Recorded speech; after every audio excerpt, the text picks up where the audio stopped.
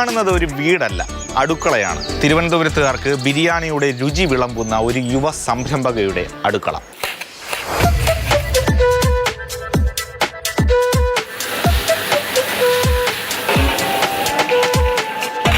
ഇത് നജിയ ഇർഷാദ്. 2 പൊതിച്ചോറിൽ നിന്ന് തുടങ്ങിയ ബിസിനസ്സാണ്. ഇപ്പോൾ എവിടെ വരെ എത്തി?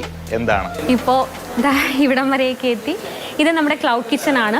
ഇപ്പോൾ പൊതിച്ചോറല്ല, നമ്മൾ എക്സ്ക്ലൂസീവ്ലി ബിരിയാണിയാണുള്ളത്. ബിരിയാണിയിൽ ഞങ്ങൾക്ക് 2-3 വെറൈറ്റി ബിരിയാണീസ് ഉണ്ട്. ഇവിടെ നിന്നാണ് നമ്മുടെ കംപ്ലീറ്റ് ബിരിയാണീസ് പ്രിപ്പയർ ചെയ്യുന്നത്. ഇതിൻ്റെ കൂടുതൽ ഒരു കാറ്ററിംഗ് യൂണിറ്റ് ഉണ്ട്.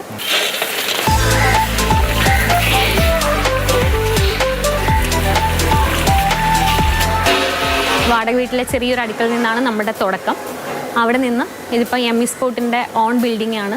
ഇത് എക്സ്ക്ലൂസീവ്ലി ബിരിയാണി ഉണ്ടാക്കാൻ വേണ്ടി മാത്രം ഉണ്ടാക്കിയ കിച്ചണാണ്. പിന്നെ നമുക്ക് തൊട്ടടുത്തായിട്ട് ഒരു ഔട്ട്ലെറ്റ് ഉണ്ട്. പിന്നെ ഇപ്പോൾ ഈ കിച്ചണിൽ നമ്മൾ ഡൈനിങ് കൂടെ സ്റ്റാർട്ട് ചെയ്തിട്ടുണ്ട്.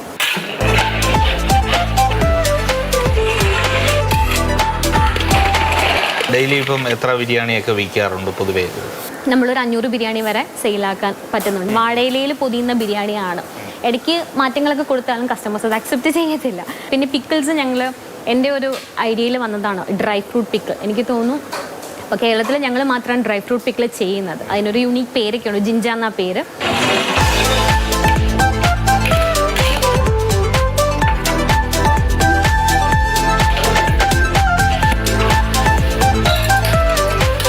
സോഷ്യൽ മീഡിയ വഴിയൊക്കെയാണല്ലോ കൂടുതലും ആദ്യത്തെ ഒരു കച്ചവടവും, അല്ലെങ്കിൽ 100% അല്ലേ? എങ്ങനെയാണ് സോഷ്യൽ മീഡിയ ഹെൽപ്പ് ചെയ്തത്? എങ്ങനെയാണ് സോഷ്യൽ മീഡിയ ആണ് ഹെൽപ്പ് ചെയ്തത്. സോഷ്യൽ മീഡിയ കൂടെ ആണ് ഞാനെന്ന് പറയുന്ന വ്യക്തി. ഇപ്പോൾ പറയില്ലേ എല്ലാവരും കോവിഡ് കാരണം ഞങ്ങൾക്ക് അത് പറ്റി ഇത് പറ്റി എന്ന് പറയുമ്പോൾ, ഞാൻ കോവിഡ് കാരണം വളർന്നൊരു വ്യക്തിയാണ്. കോവിഡ് സമയത്തായിരുന്നു ഞങ്ങളൊരു ബൂം ഉണ്ടായത്. എന്ന് കണ്ട സ്വപ്നമാണിത്. അതെൻ്റെ കുഞ്ഞിലെ മനസ്സിലുള്ളൊരു സാധനമാണ്. ഞാൻ എന്ന് പറയുന്നൊരു ബ്രാൻഡുണ്ട്. എൻ്റെ സ്വപ്നം അതായിരുന്നു, എൻ്റെ ബ്രാൻഡ് വളർത്തുക. ഞാൻ എന്ന് പറയുന്നൊരു വ്യക്തി. അപ്പോൾ ബിസിനസ്സിനോടൊപ്പം ഞാനും കൂടിയാണ് വളർന്നത്. എൻ്റെ ചിന്താഗതിയായാലും എൻ്റെ കാഴ്ചപ്പാടുകൾ ഉൾപ്പെടെ എല്ലാം.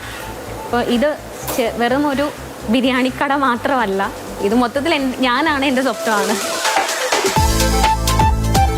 നജിയയുടെ വിശേഷങ്ങളാണ് കേട്ടത്. ഇനി ബിരിയാണി ഒന്ന് ടേസ്റ്റ് ചെയ്ത് നോക്കാം.